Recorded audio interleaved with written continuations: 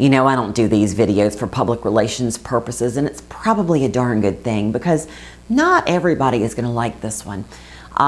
However, I think that anyone who's ever been an underdog and anyone who's a lover of animals actually may be rather fond of at least a portion of this story. The other day I was walking along in my neighborhood and I had the memory from many years ago returned to me. To set the stage, there was a guy who was a year or two ahead of me in school. This was when I was, I don't know, roughly in the 9th, 10th grade, maybe 11th grade, probably not 11th grade though. But he was a year or two ahead of me in school. His name was He was sometimes jokingly and sometimes not so much jokingly referred to as He was big, he was often foul-tempered, and he was a bully. And I was definitely one of his victims.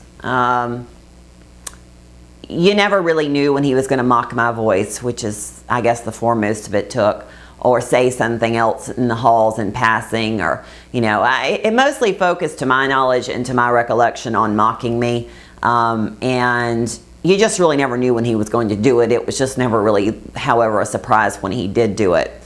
And if that doesn't set the stage enough, I can also give you a little further insight into his character, or possibly, you know, lack thereof, by telling you that I can remember that on some Mondays,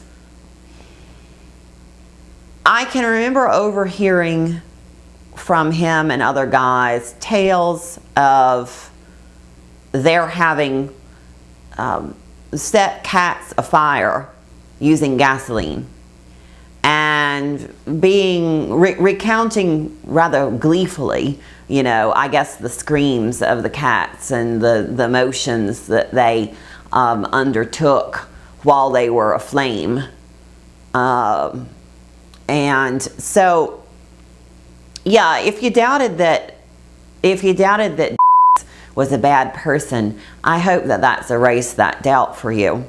But anyway, it was a tradition at my school that the seniors would run the haunted house that was a part of the annual Halloween carnival, which was a huge it was a huge function every Halloween, and it was a huge moneymaker for the school, and everyone was involved in some ways. Like basically every class had a booth, but the seniors had the haunted house, and the haunted house was set up in classrooms and in the hallway, oftentimes using bales of hay to create mazes.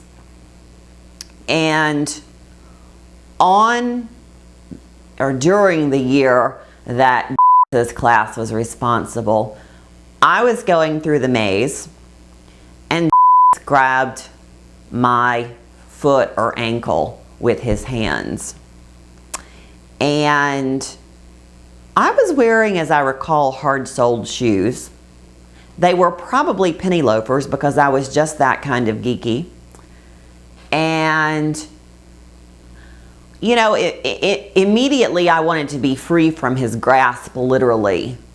But I believe that I also saw an opportunity to get revenge upon him in some small way for all of the awfulness that he had inflicted upon me and probably others over the years.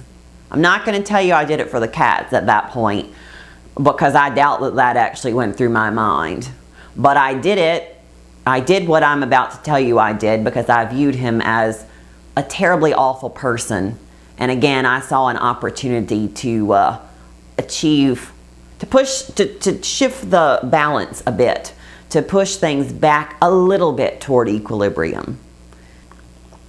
So, while he had a grasp around one of my feet, I raised my free foot and stomped as hard as I could upon his hand, which rather effectively crushed it between, my hard-soled shoe and the tile floor. And I heard him scream. It's a manly scream now, but I heard him scream. And I mean, the other day when I remembered this, I just started laughing walking down the street, because it was a tiny, tiny bit of justice. And the scream that he emitted, I am sure, pales in comparison to all the screaming that I did within as a result of his evilness toward me and others. And it was fabulous. It was awesome. Although in the moment I was terrified, because I was terrified that he would find out that I had done it. And I knew that the price would be horrific. So I knew that I had to absolutely keep my mouth shut, both at that moment so that he would not be able to recognize my voice, but also I couldn't speak of it later on, because I would be identified, and again, there'd be a terrible sort of price to pay.